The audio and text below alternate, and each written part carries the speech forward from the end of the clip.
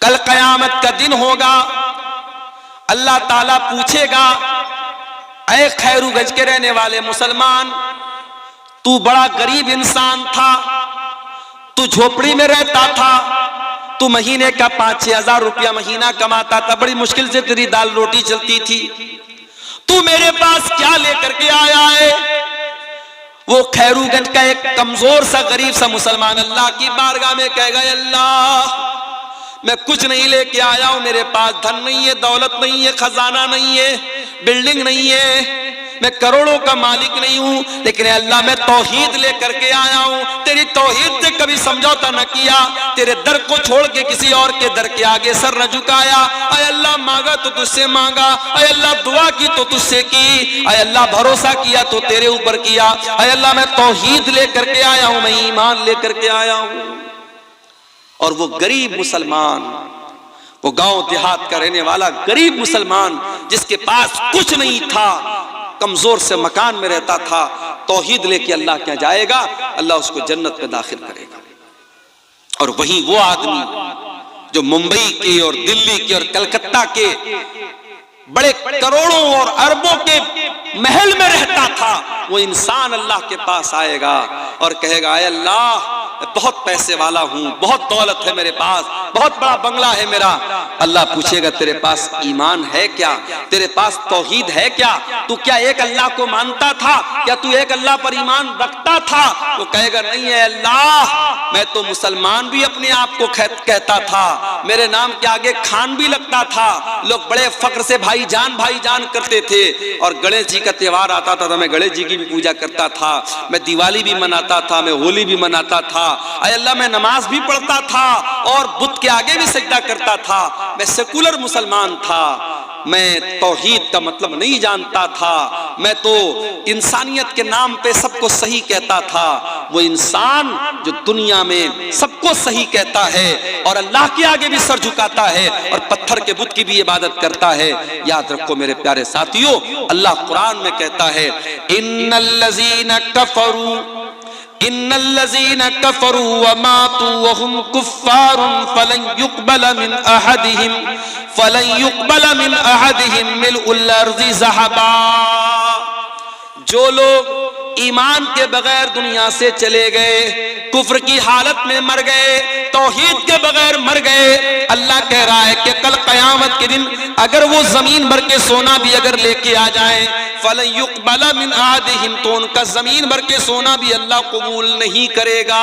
सब कुछ है तेरे पास, अगर तौहीद नहीं है अल्लाह ताला तेरा जमीन भर के सोना भी कबूल नहीं करेगा। हजरत आयशा अल्लाह के नबी से सवाल करती है, अय अल्लाह के नबी, अब्दुल्ला बिन जुदान बड़ा नेक आदमी था, बड़ा गरीबों की मदद करता था, दान करता था, खैरात करता था, गरीबों की यतीमों की मदद करता था। अय अल्लाह के नबी, क्या अब्दुल्ला बिन जुदान जन्नत में जाएगा?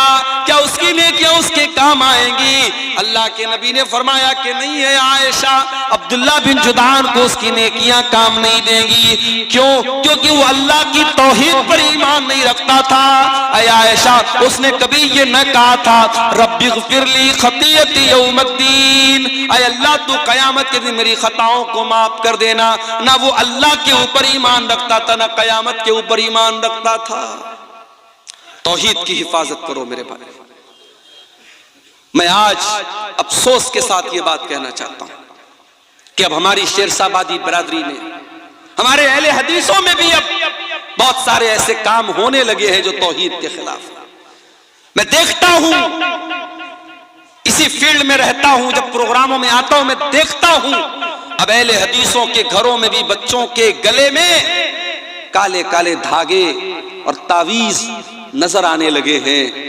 जिन घरों में औरतें जाहिल हैं, जिन घरों में औरतों को तौहीद के बारे में नहीं मालूम, उन घरों में बच्चों को तावीज भी पहनाया जा रहा है, उनको नजर का टीका भी लगाया जा रहा है, उनके हाथों में गंडा भी बांधा जा रहा है।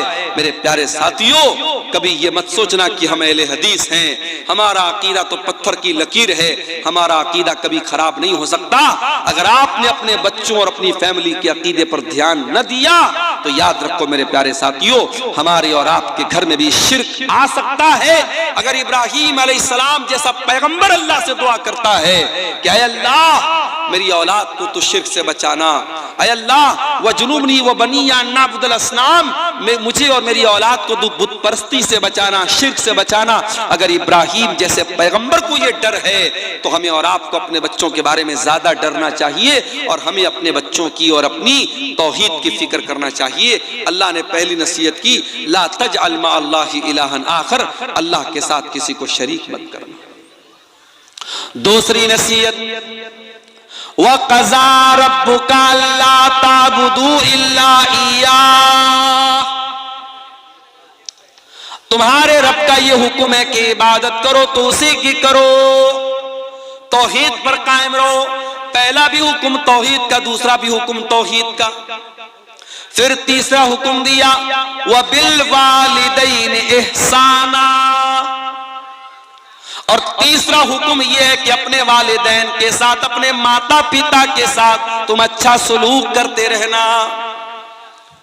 जिस माँ ने 9 महीने तुमको पेट में रखा है, जिस बाप ने उंगली पकड़ के चलना सिखाया है, जिस माँ ने अपने खूने जिगर को दूध की शक्ल में तुझको पिलाया है, जिस बाप ने तेरे आराम की खातिर अपने आराम को कुर्बान किया है, उस माँ के साथ, उस बाप के साथ हमेशा अच्छा सलूक करना, उनको तकलीफ न देना।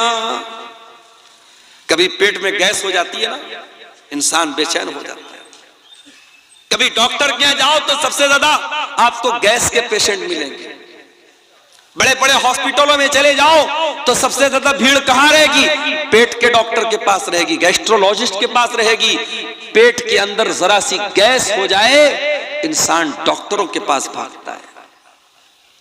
अगर 1 घंटा आपके पेट में कोई चीज रह जाए, आप बेचैन हो जाएंगे। मेरे प्यारे साथियों, जिस पेट में 1 घंटा तक आप कुछ हवाओं को अपने पेट में रहने नहीं देते, थोड़ी सी गैस पेट में बन जाए तो जीना हराम हो जाता है। उसी पेट में एक औरत 9 महीने तक अपने बच्चे को रखती है। जरा कैलकुलेटर ले जाकर के चेक कर लेना कि 9 महीने में कितने घंटे और कितने मिनट आते हैं। 1 घंटा आप अपने पेट में कोई एक्स्ट्रा बोझ नहीं रख सकते। मां अपने बच्चे को 9 महीने में तकरीबन 4000 से भी ज्यादा घंटे तक अपने पेट में अपने बच्चे को रखती है। और जब बच्चे को जन्म देती है तो समझो कि वो जीवन की बहुत बड़ी अग्नि परीक्षा देती है, अपने जिंदगी को दांव पे लगा देती है। और तब जाकर के बच्चा पैदा होता है। और वही बच्चा जब जवान होता है, उस मां को गाली दे के घर से निकाल भी देता है।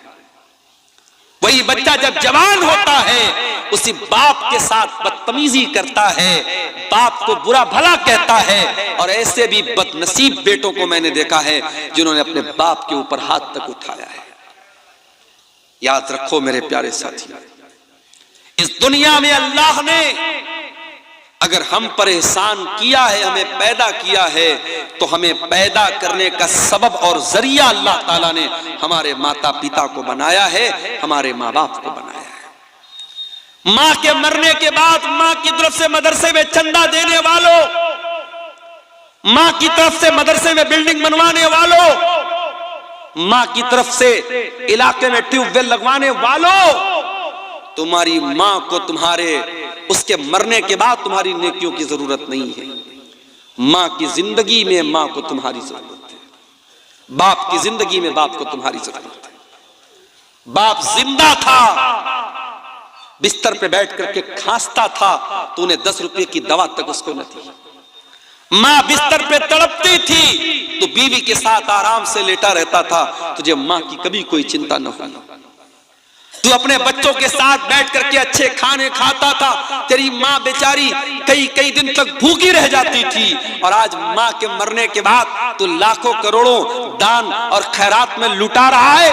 बंद कर दे ये नौटंकी और बंद कर दे ये ड्रामेबाजी। तेरी माँ को तेरी इस ड्रामेबाजी की कोई जरूरत नहीं है, ना अल्लाह को कोई जरूरत है। वबिल वालिदैन इहसाना, अल्लाह दूसरा हुक्म ये दे रहा है कि अपने माता पिता के साथ अच्छा सलूक करो। ऐ अल्लाह, मेरी माँ 70 साल की हो गई है, बिस्तर पे पाखाना कर देती है। ऐ अल्लाह, मेरे लिए बड़ी तकलीफ का मौका आ गया, बड़ी आजमाइश का मौका आ गया, मैं क्या करूं? घर में कोई देखभाल करने वाला नहीं है, बूढ़ी माँ बिस्तर पर पेशाब व पाखाना कर रही है। अल्लाह, मैं क्या करूं? अल्लाह कह रहा है, इम्मा यबलुगन्ना इंदकल किबरा अहदुहुमा औ किलाहुमा फला तकुल लहुमा उफ्फिन। ऐ इंसान, ये तो तेरी खुशनसीबी है, ये तो तेरी खुशकिस्मती है कि तुझे बूढ़े माँ बाप मिले हैं। जाओ जरा उन बच्चों से पूछो जिनकी माँ जल्दी उनको छोड़ के चली गई, उनकी शादी के पहले माँ चली गई, अब शादी होती है तो वो बेचारा तरसता है कि काश मेरी माँ भी होती। उसके बच्चे पैदा होते तो वो तरसता है कि काश मेरी माँ जिंदा होती तो कम से कम मेरे बच्चों को दादी का प्यार मिलता, मेरा बाप जिंदा रहता तो मेरे बच्चों को दादा का प्यार मिलता। जिंदगी के बहुत सारे ऐसे मोड़ आते हैं जब इंसान अपने माँ बाप के मशवरे की जरूरत महसूस करता है। अगर बूढ़े माँ बाप मिले हैं मेरे प्यारे साथियों तो इसको अपने लिए बोझ मत समझो। कुरान कहता है, इम्मा यबलुगन्ना इंदकल किबर अहदुहुमा औ किलाहुमा, अगर तुम्हारे माँ बाप में से कोई एक तुमको बुढ़ापे में मिल जाए या दोनों बुढ़ापे में मिल जाए, पहले एक का जिक्र किया बाद में दोनों का किया। अगर एक मिला है, माँ मिली है बाप मर चुका है, या बाप मिला है माँ मर चुकी है, तो जो एक बचा है उसके साथ और स्पेशल उसकी खिदमत करो और ज्यादा उसकी खिदमत करो, क्योंकि जब तक वो दो थे, जब तक बूढ़ा बूढ़ी दोनों जिंदा थे, एक दूसरे का सपोर्ट करते थे, एक दूसरे का सहारा थे, एक दूसरे को हौसला देते थे। अगर बुढ़िया चली गई और बूढ़ा बचा या बूढ़ा चला गया और बूढ़ी बची तो वो और ज्यादा लाचार हो गए, वो और ज्यादा बेबस हो गए, उनका और ज्यादा ख्याल करो। अल्लाह अकबर। एक बचा है तो उसका और ज्यादा ख्याल करो। अल्लाह ने पहले एक का जिक्र किया, कहा अगर तुम्हारे माता पिता में से कोई एक तुमको मिल जाए या दोनों मिल जाए तो तुम्हें क्या करना है? फरमाया, फला तकुल लहुमा उफ्फिन, उनको कभी उफ भी मत कहना। उफ का मतलब समझते हो? जैसे हमारे यहां बोलते हैं, हमारे यहां अपनी आम जबान में हम जब किसी को हकारत की नजर से क्या बोलते हैं? ऐसा बोलते हैं। अपने माँ बाप को हट भी नहीं कहना है, हूं भी नहीं कहना है, उप भी नहीं कहना है। यानी सबसे हल्की तकलीफ पहुंचाने का तरीका क्या है? किसी को हट कह दिया जाए, किसी को हूं कह दिया जाए, माँ बाप को हूं भी ना कहा जाए। अच्छा एक बात बताओ, तजर्बे की बात बता रहा हूं आपको। कभी कभी जब माँ बाप बूढ़े हो जाते हैं ना तो उनकी कुछ बातें बड़ी बच्चों वाली हो जाती है।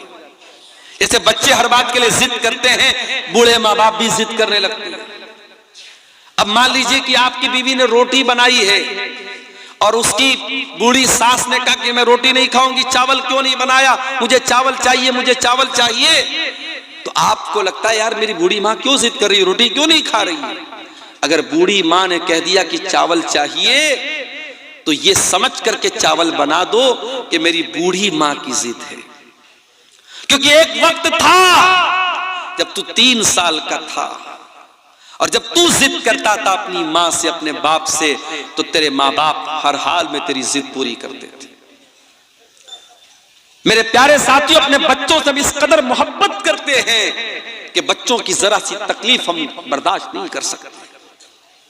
तो जब वही हमारे माँ बाप जब बूढ़े हो गए तो हम अपना बचपन याद करें कि जब हम छोटे थे हमारे माँ बाप ने हम पर मोहब्बत लुटाई थी। आज वो बूढ़े हो गए हैं और अल्लाह ताला कुरान में कहता है जिसको हम उम्र दराज बना देते हैं, बूढ़ा बना देते हैं, वमन नुअम्मिरहु नुनक्किसु फिल खल्क, उसे उल्टा कर देते हैं। बचपन की जिद और बचपन की शरारत और बचपन का लड़कपन बुढ़ापे में लौट जाता है। तो बूढ़े माँ बाप की बहुत सारी जिद को नजरअंदाज कर दिया करो मेरे भाई। अभी एक दिन मेरी 2 साल की बच्ची है मेरी, घर पे खेल रही थी, खेलते खेलते सीढ़ी के पास पहुंची, गिरने लगी। मेरी बीवी की नजर पड़ी, बीवी ने हाथ पकड़ा उसका। अब हाथ को जोर से पकड़ के खींचा ताकि बच्ची गिर ना पाए, और वो हाथ जोर से खींचने में बेटी का मेरे जो हाथ वो उतर गया। बच्चों का हाथ कमजोर होता है, हाथ उसका उखड़ गया। अब बच्ची बहुत तेज चिल्लाने लगी, उसको किसी पल करार नहीं। मैं मदरसा गया हुआ था, अब बीवी बेचारी रो रही है, बच्चे अलग परेशान। मैं मदरसे से घर आया, मैंने क्या बात है, तो मालूम हुआ कि बच्ची का हाथ उखड़ गया है।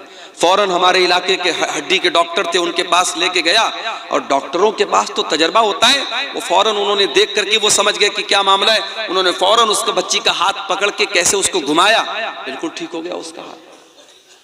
तो ये उतनी देर के लिए समझिए कि बच्ची रो रही है, बच्ची तड़प रही है, और हम और बच्ची की जो माँ है, हम दोनों लोगों के लिए एक एक मिनट, एक एक पल बड़ा भारी गुजर रहा था। और जैसे ही बच्ची खेलने लगी, मुस्कुराने लगी, ऐसा लगा कि हमारा दिल बाग बाग हो गया।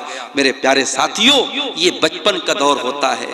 फिर जब हम बड़े होते हैं और हमारे माँ बाप जब बूढ़े होते हैं और वो किसी बात के लिए अगर जिद करते हैं या उनको कोई तकलीफ पहुंचती है या वो दवा टाइम से नहीं खाते हैं, तो हम उनको डांटने लगते हैं कि क्यों आप दवा नहीं खाते हैं, आप कोई बात नहीं मानते।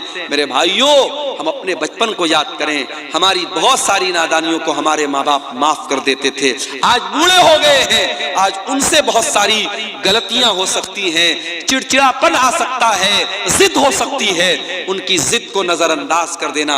कुरान कहता वकुल लहुमा कौलन करीमा, अपने माँ बाप से तू अदब से बात करना, सम्मान से बात करना, रिस्पेक्ट के साथ बात करना। जो बूढ़े माँ बाप तुझे मिल जाए तो उनसे बड़े अदब के साथ बात करना। वक़्फ़िज़ लहुमा जनाहज़्ज़ुल्लि मिनर रहमा वक़ुर रब्बिरहमहुमा कमा रब्बयानी सगीरा।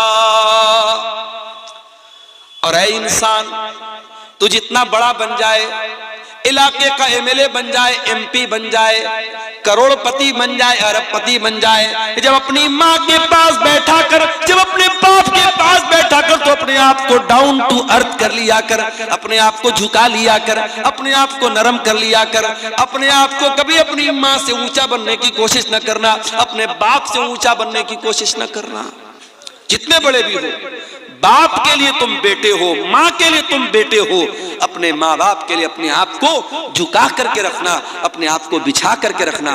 और अल्लाह ने एक दुआ सिखाई, मेरे भाइयों, इस दुआ को याद कर लो। जब दुआ के लिए हाथ उठाया करो, अपने माँ बाप के लिए ये दुआ जरूर किया करो।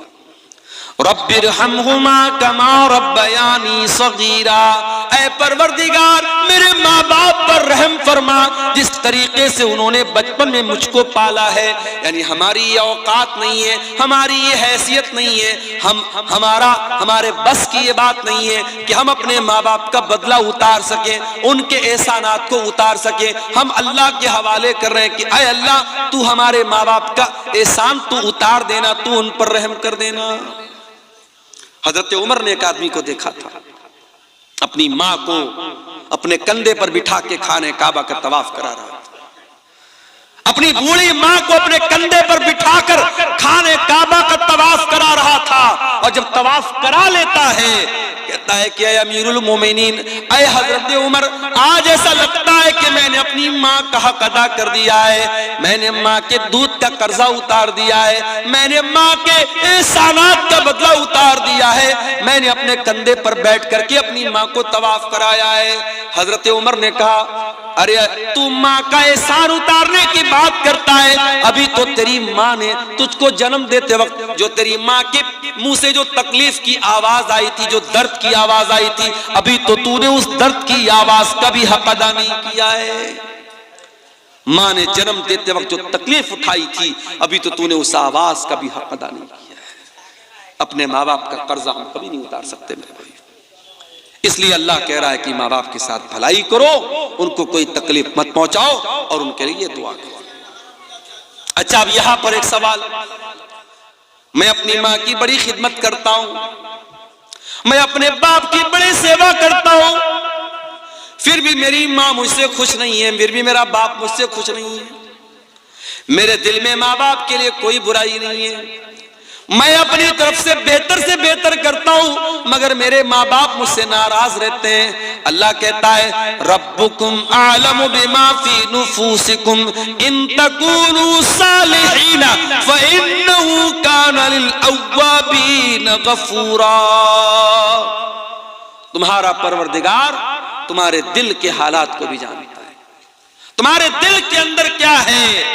दुनिया को पता हो या ना पता हो, अल्लाह को तो सब पता है। अगर वाकई में तुम्हारे दिल में कोई चोर नहीं है और दिल में तुम्हारे माता पिता का सम्मान है, माँ बाप की इज्जत करते हो, माँ बाप का हक अदा करते हो, और फिर भी माँ बाप को तुमसे शिकायत है, तो कोई मसला नहीं, अल्लाह माफ करेगा, क्योंकि तुम्हारे दिल के हालात को अल्लाह जानता है। तो ये दूसरी नसीहत है मेरे भाई। तीसरी नसीहत व आतिज़ल कुर्बा हक़्क़हु वल मिस्कीन व इब्न सबील, और अपने रिश्तेदार को भी उसका हक दो, और गरीबों को भी उनका हक दो, और मुसाफिरों को भी उनका हक दो। माँ बाप के बाद अल्लाह ताला ने रिश्तेदार का जिक्र किया है। आप अररिया के हैं, अगर आपके रिश्तेदार पूर्णिया में है, आपके रिश्तेदार कटिहार में है, आपके रिश्तेदार बंगाल में है, तो आपको पता होना चाहिए हमारे रिश्तेदार कौन कौन है। और अगर आपको अल्लाह ने दौलत से नवाजा है और आपके रिश्तेदारों में कोई जरूरतमंद है, तो आप जब ज़कात निकालें, जब दान खैरात करें, जब चंदा दें, जब सदका खैरात करें, तो अपने रिश्तेदार को तरजीह दें, रिश्तेदार की पहले मदद करें। रिश्तेदार की जब आप मदद करेंगे तो आपको डबल सवाब मिलेगा, रिश्तेदारी का भी सवाब मिलेगा और सदका देने का भी सवाब मिलेगा। आज बड़े अफसोस की बात है, एक इंसान मदरसे में बढ़ चढ़ करके हिस्सा लेता है, मस्जिद बनवाने में बढ़ चढ़ करके हिस्सा लेता है, और उसका अपना सगा भाई बेचारा परेशान हाल है, दाने दाने का मोहताज है, उसके बच्चे भूखे रहते हैं, उसके पास ढंग का मकान भी नहीं है। मेरे प्यारे साथियों, ये इंसानियत नहीं है, ये इस्लाम नहीं है, ये शरीयत नहीं है कि आप पेट भर के खाना खा लें और आपका अपना भाई भूखा प्यासा रहे। अल्लाह कह रहा है वह आतिज़ल कुर्बा हक़्क़हु, अपने रिश्तेदार को उसका हक दो, वल मिस्कीन, और जो गरीब लोग हैं, जो मिस्कीन लोग हैं, जो समाज का दबा हुआ तबका है, उसकी तुम मदद करो।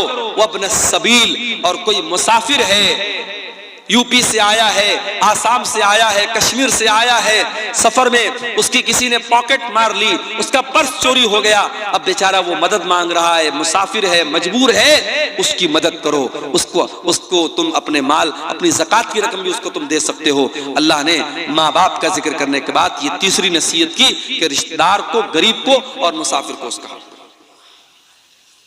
उसके बाद चौथी नसीहत वला तुबज़िर तबज़ीरा, और अल्लाह के बंदो, माल के अंदर फजूल खर्ची ना करना, नाजायज जगहों पर अपना माल खर्च ना करना।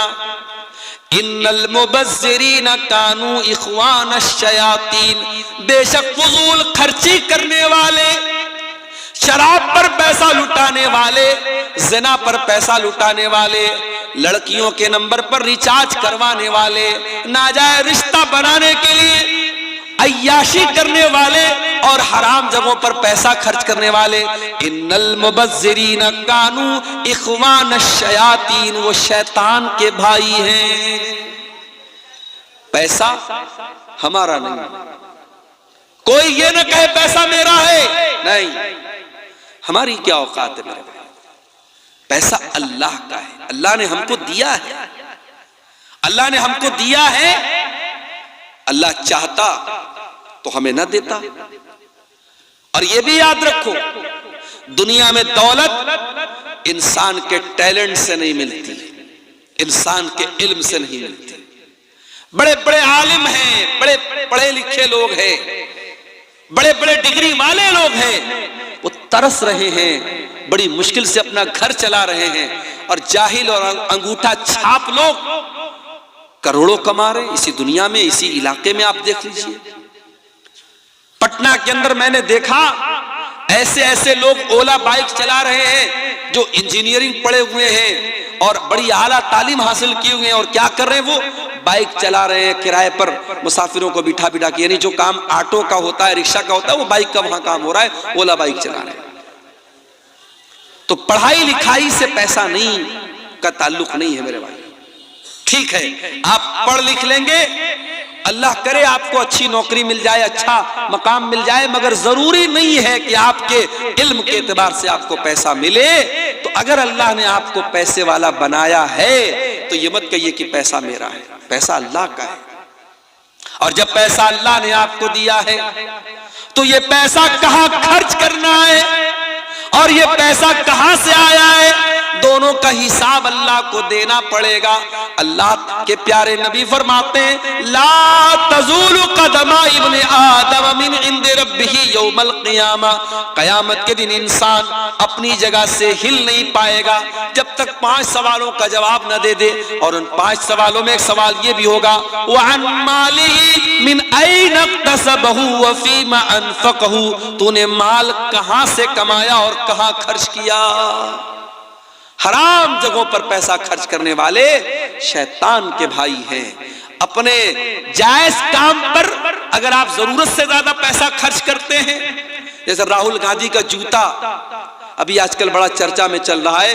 राहुल गांधी ने, पता नहीं मैंने वीडियो देखा नहीं है, ये बयान किया जा रहा है, कहने वाले बोल रहे हैं कि राहुल गांधी ने किसी को जूता मार दिया तो बेचारा आईसीयू में चला गया। तो इंटरनेट पर मैंने चेक किया तो पता लगा वो 4 लाख का जूता है। भाई 4 लाख के जूते से किसी को मारोगे तो कहां जाएगा, आईसीयू में ही जाएगा। हम लोग घड़ी पहनते बड़ी मुश्किल से, टाइटन की घड़ी है, 1000-2000 की घड़ी आती है। कुछ लोग साहब राडो की घड़ी पहनते हैं और पता नहीं कौन कौन सा ब्रांड आता है, 1.5 लाख की 2-2 लाख की घड़ी पहनते हैं लोग। तो घड़ी पहनना तो जायज है, लेकिन इसमें आप हद से ज्यादा पैसा खर्च करेंगे तो ये इसराफ है। जूता पहनते हैं लोग 4-4 लाख का जूता, ये इसराफ है मेरे भाई।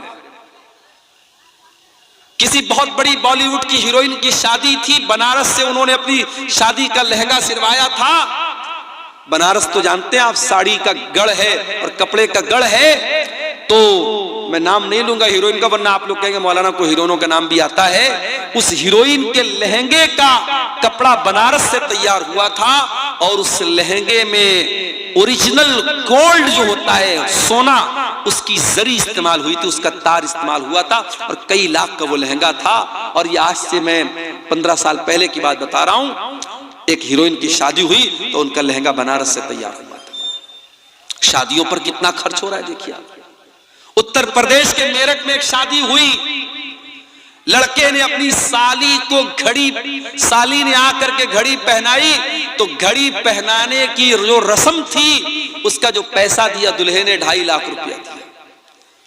2.5 लाख रुपया उसको घड़ी की पहनाई का दिया। और मौलवी साहब ने जिन्होंने निकाह पढ़ाया उनको निकाह पढ़ाने का इनाम 11 लाख रुपए दिया गया। और दूल्हे साहब को ससुराल से जो पैसा मिला इनाम के तौर पे, जहेज के तौर पे 2.5 करोड़ रुपया कैश मिला। ये न्यूज बाकायदा आई थी। उत्तर प्रदेश के सिद्धार्थ नगर में शादी हुई, मुसलमान की बात बता रहा हूं, किसी गैर मुस्लिम की बात नहीं बता रहा हूं। मुसलमान की शादी हुई, वो बारातियों पर नोट लुटा रहा था। 20 लाख रुपए उसने नोटों की गड्डियां हवा में लुटा दी, 20 लाख रुपए लुटा दी उसने बारातियों के ऊपर। ये मुसलमान ये काम कर रहा है। अल्लाह कह रहा है, वला तुबज़्ज़िर तबज़ीरा, फजूल खर्ची न करना, इन्नल मुबज़्ज़िरीना कानू इख़वानश शयातीन, फजूल खर्ची करने वाले शैतानों के भाई हैं। व कानश शैतानु लिरब्बिही कफूरा, और शैतान अपने रब का बहुत बड़ा नाशुक्रा है। कितनी चीजें हो गई? 4 चीजें हो गई। अब 5वीं चीज भी सुन लीजिए, वइम्मा तुरिज़न्नाहुम इब्तिगा रहमतिन मिर रब्बिका तरजूहा फकुल लहुम कौलन मैसूरा। अगर तुम्हारे पास गरीब को देने के लायक, रिश्तेदार को देने के लायक पैसा नहीं है और वो तुमसे मदद मांगने के लिए आया है, अल्लाह ने पहले देने का तरीका बताया, अगर देने की ताकत नहीं और मना करना है तो मना कैसे किया जाए, मना करने का तरीका भी बता दिया। फरमाया फकुल लहुम कौलन मैसूरा, अपने उस रिश्तेदार को अगर पैसा देने की ताकत नहीं है तुम्हारे अंदर तो नरमी के साथ माजरत कर लेना, एक्सक्यूज बयान कर देना, अपना उज्र बयान कर देना, उसके साथ सख्ती ना करना, उसको डांट करके मत भगाना, उसको झिड़क करके ना भगाना, नरमी के साथ, प्यार के साथ, मोहब्बत के साथ उसको रवाना कर देना। अगर कोई आपके दरवाजे पर मदद मांगने के लिए आ जाए, कोई साइल आ जाए, तो कुरान कह रहा है उसको कभी सख्ती के साथ बात मत करो, मोहब्बत के साथ, नरमी के साथ कह दो भाई अभी मेरे पास नहीं है, बाद में तुम आ जाना। ये ना देने का तरीका अल्लाह ताला ने बयान किया। उसके बाद फरमाया इन्ना रब्बका यबसुत, उसके बाद फरमाया वला तजअल यदका मगलूलतन इला उनुकिका वला तबसुतहा कुल्लल बस्ति फतक़उद मलूमन महसूरा। बड़ी जामी आयत है कुरान की। बाज़ उलमा कहते हैं कि इस एक आयत पर अगर कोई देश अमल करे उस देश की अर्थव्यवस्था सही हो जाए। आज हमारे देश की अर्थव्यवस्था क्यों चौपट है? क्योंकि मामला वही है, अंधेर नगरी चौपट राजा वाला मामला आ चुका है।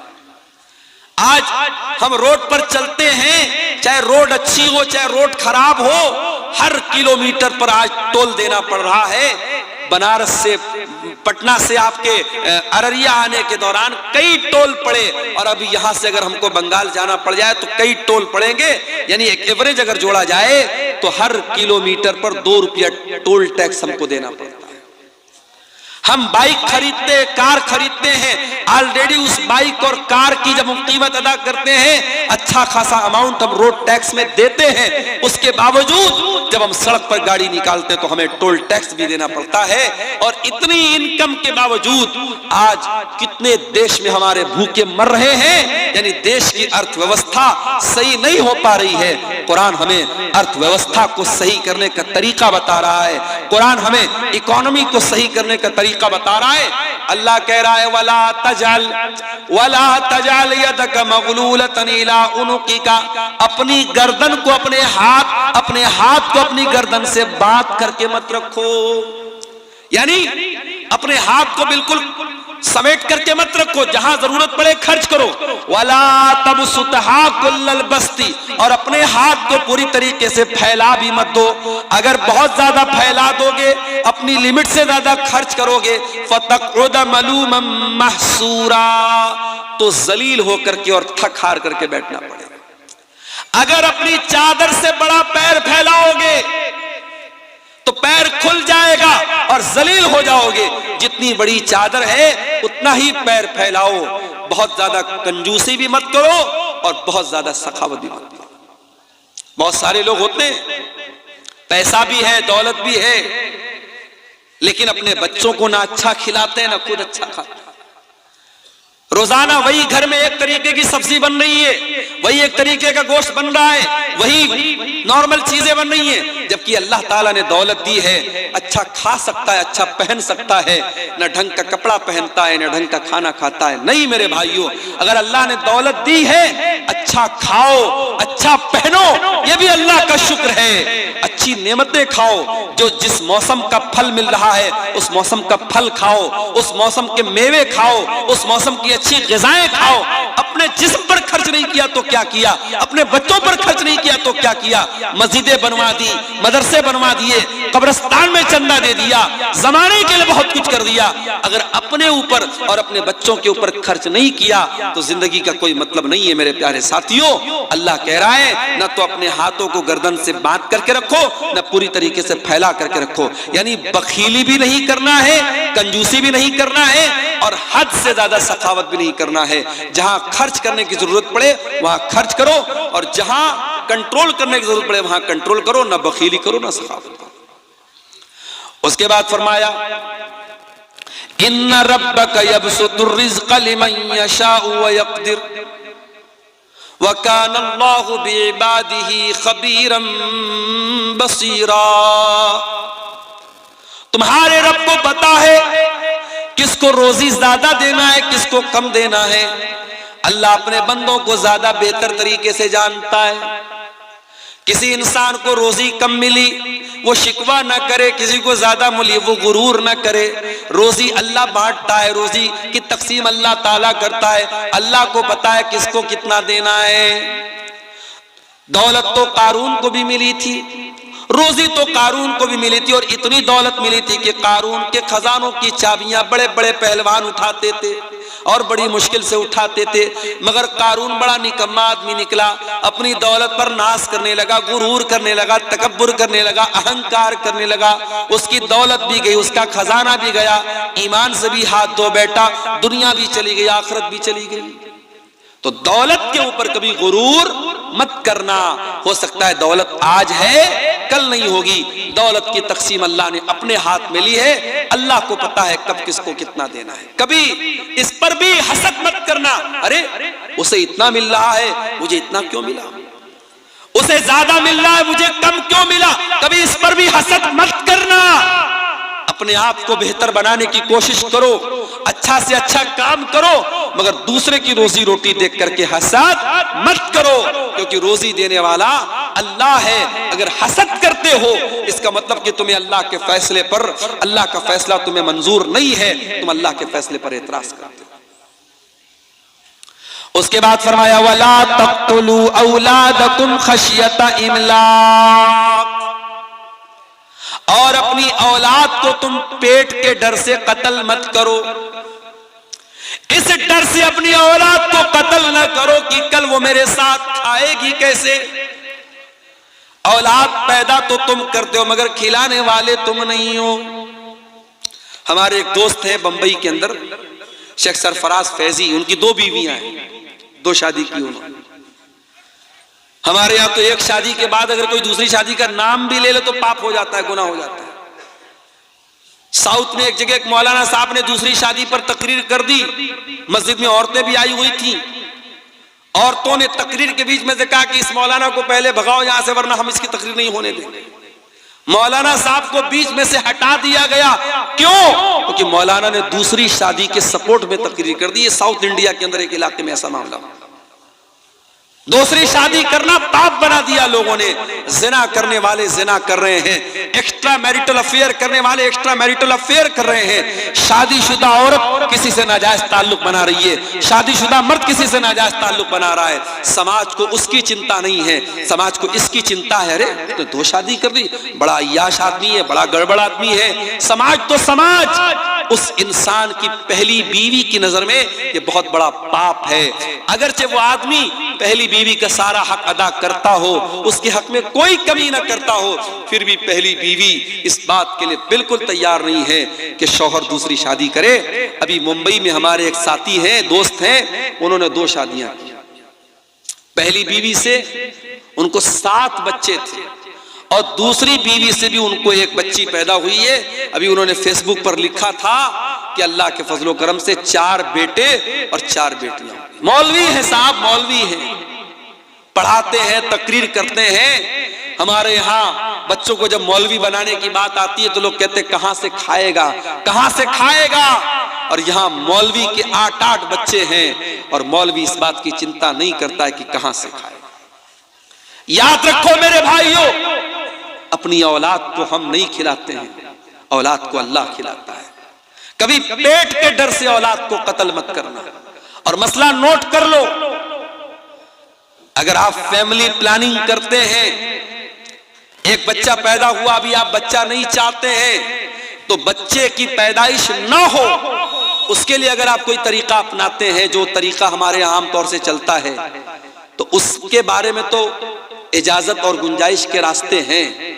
लेकिन अगर प्रेगनेंसी हो गई है और बच्चा मां के पेट में वजूद पा चुका है, अब उस बच्चे को अगर कोई खत्म कर देता है कि नहीं साहब मेरा ऑलरेडी 1 बच्चा है, 2 बच्चा है, तीसरा बच्चा मैं कहां से इसको पालूंगा, कैसे पढ़ाऊंगा, कैसे लिखाऊंगा, और उस बच्चे को अगर कोई मां के पेट में कत्ल कर देता है तो ये समझो वैसा ही गुनाह है जैसे बच्चे के पैदा होने के बाद कि उसका गला दबा दे।